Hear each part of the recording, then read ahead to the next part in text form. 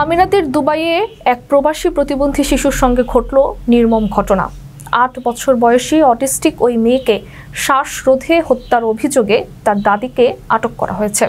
Police জানিয়েছে, দাদি নাতনিকে পোশাক বদলাতে সাহায্য করার কিছুক্ষণ পর সেই পোশাক ব্যবহার করেই তাকে শ্বাসরোধে হত্যা করেন। মেয়েটির বাবা প্রবাসী আফগানি একজন মসজিদের ইমাম জানান, ঘটনার সময় তিনি কিছুক্ষণের জন্য বাইরে ছিলেন। বাড়িতে ফিরে এসে মেয়েকে নিথর অবস্থায় পড়ে থাকতে দেখেন।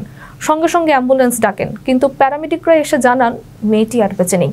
তার গলায় স্পষ্ট শ্বাসরোধের চিহ্ন দেখা যায়। মেয়েটির বাবা সন্দেহ করেন যে তার মা অর্থাৎ শিশুটির দাদি এই হত্যার সঙ্গে জড়িত।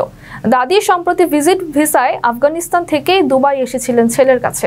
তদন্তে দেখা যায় এই দাদিই ছিলেন শিশুটিকে জীবিত দেখার শেষ ব্যক্তি। জিজ্ঞাসাবাদে তিনি দোষ স্বীকার করে বলেন, শিশুটির অসুস্থতা তাকে মানসিকভাবে ক্লান্ত করে তুলেছিল এবং তিনি তার ছেলে ও পুত্রবধূকে এই দায়িত্ব থেকে মুক্তি দিতে চেয়েছিলেন। বর্তমানে দাদিকে পাবলিক প্রসিকিউশনে পাঠানো হয়েছে এবং মামলার তদন্ত চলছে।